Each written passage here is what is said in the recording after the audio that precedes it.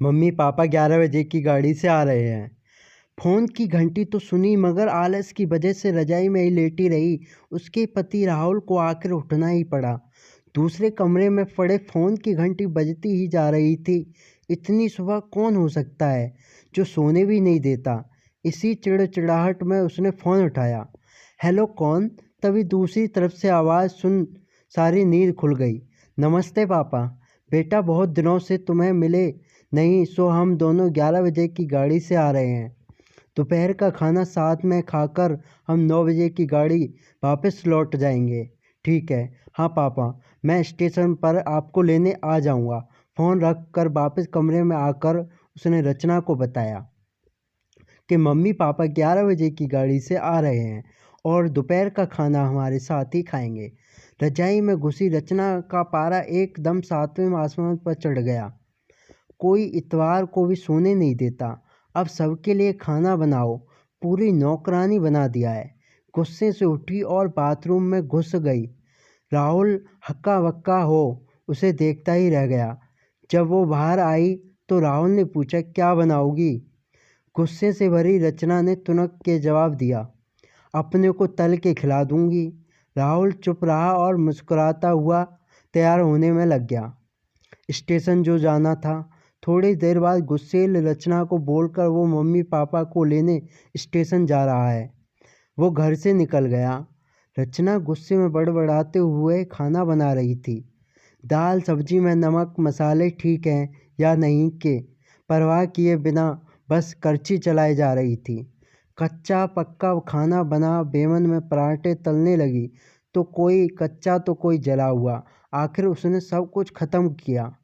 नहाने चली गई, नहा के निकली और तैयार हो सोफे पर बैठ मैगजीन के पन्ने पलटने लगी।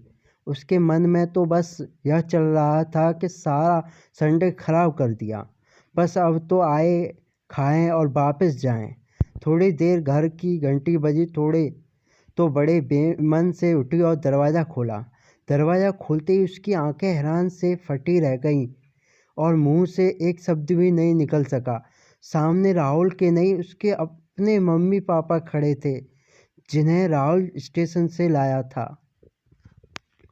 मम्मी ने आगे बढ़कर उसे झिझोड़ा, अरे क्या हुआ? इतनी हैरान परेशान क्यों लग रही है? क्या राहुल ने बताया नहीं कि हम आ रहे हैं? जैसे मानो रचना के नींद टूटी हो। नहीं मम्मी, इन्होंने तो बताया था, पर चलो आप अंदर तो आओ। राहुल तो अपनी मुस्कुराहट रोक नहीं पा रहा था। कुछ देर इधर उधर की बातें करने में बीत गया। थोड़ी देर बाद पापा ने कहा, रचना गप्पे ही मारती रहोगी या कुछ खिलाओगी भी? यह सुन रचना को मानो सांप सूंघ गया हो।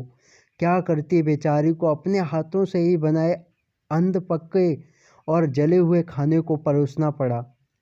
मम्मी पापा खाना तो खा रहे थे मगर उनकी आंखों में एक प्रश्न था जिसका वो जवाब ढूंढ रहे थे। आखिर इतना स्वादिष्ट खाना बनाने वाली उनकी बेटी आज उन्हें कैसा खाना खिला रही है? रचना बस मुंह नीचे किए बैठी खाना खा रही थी। मम्मी पापा से आंख मिलाने की उसकी हिम्मत नहीं हो पा रही थी। खाना ख़त्म कर सब ड्राइंग रूम में आ बैठे। राहुल कुछ काम है तभी आता हूँ कहकर थोड़ी देर के लिए बाहर निकल गया। राहुल के जाते ही मम्मी, जो बहुत देर से चुप बैठी थी, बोल पड़ी, क्या राहुल ने बताया नहीं था कि हम आ रहे हैं? तो अचानक रचना के मुंह से निकल गया, उसने सिर्फ यह कहा था कि मम्मी पापा लंच पर आ रहे हैं। मैं समझी उसके मम्मी पापा आ रहे हैं। फिर क्या था? रचना की मम्मी को समझते देर नहीं लगी कि यह मामला बहुत दुखी मन से उन्होंने रचना को समझाया, बेटी हम हो या उसके मम्मी पापा, तुम्हें तो बराबर का सम्मान करना चाहिए। मम्मी पापा क्या कोई भी घर आए तो खुशी खुशी अपनी हैसियत के मुताबिक उसकी सेवा करो।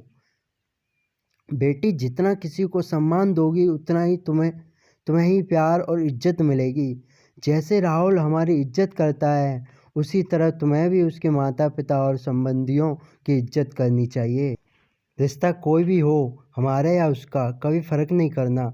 रचना की आंखों में आंसू आ गए और अपने को शर्मिंदा महसूस कर उसने मम्मी को वचन दिया कि आज के बाद फिर ऐसा कभी नहीं होगा।